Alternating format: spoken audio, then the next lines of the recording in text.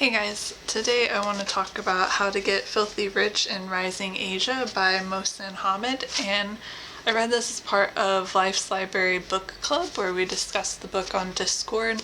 I'll leave more information to Life's Library in the description if you want to learn more about it. So this book is written as if it's a self-help book designed to help people in Rising Asia get rich, except it's not actually a self-help book. It is actually a novel.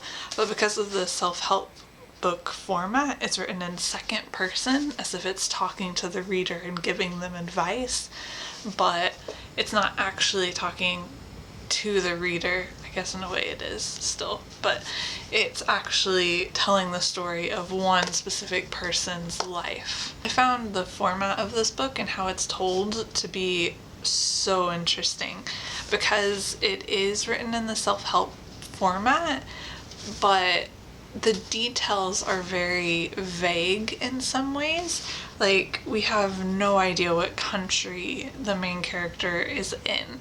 So it's written to kind of encompass all of Rising Asia, and even though it's actually telling the story of one person, it's written in a way that it fits a lot of countries and you can't really pin down where exactly the book is happening. Because of that and just the fact that it's second person, the book does kind of create a distance between the reader and the main character, I think.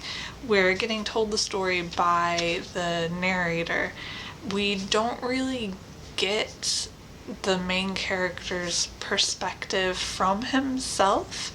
We do a little bit. Like, the narrator does kind of explain what the main character is feeling at some points, but for the most part you feel very distant from him, even more so than when a book is told in third person.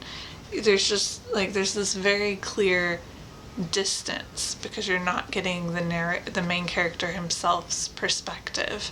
You're having the narrator tell it in a more detached way, and it's a very interesting feel because you are getting very specific details about the main character's life. He's never named, by the way. That's why I'm not naming him. You never get a name for anyone, now that I think about it. Like, no one in the book has a name, which also creates distance because you don't know what any of them are called.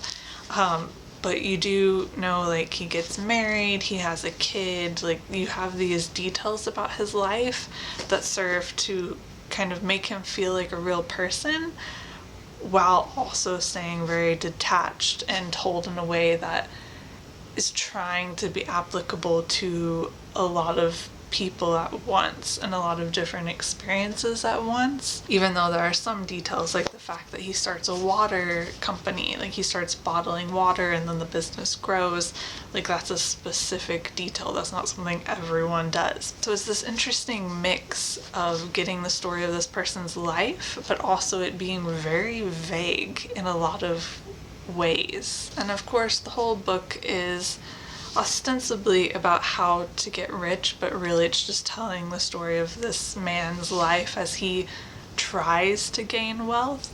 It is an interesting look into how people in this part of the world can gain wealth, how, like, power dynamics work, what being rich even means. They're very clearly different steps of wealth in this book. So it's not as simple as poor people, rich people, everything. Like, there are even rich people and then super rich people in the book. Like, it's all very complex, and that's very clear in the book. But it also kind of explores whether, like, being rich, not whether it's worth it, but the struggle that come along from trying to gain wealth that you don't necessarily need, like, once you're comfortable, and just like what sacrifices you have to make in life if you want different things. And it's just a very interesting look at a very complex topic, I think, but told in a very engaging way. I would definitely recommend checking this book out. I think it's a very good read. It's a New York Times bestseller, as you can tell from the cover of the book, and I really enjoyed it, so I would highly recommend it. But I think that's everything that I have to say, so I will see you guys later. Bye.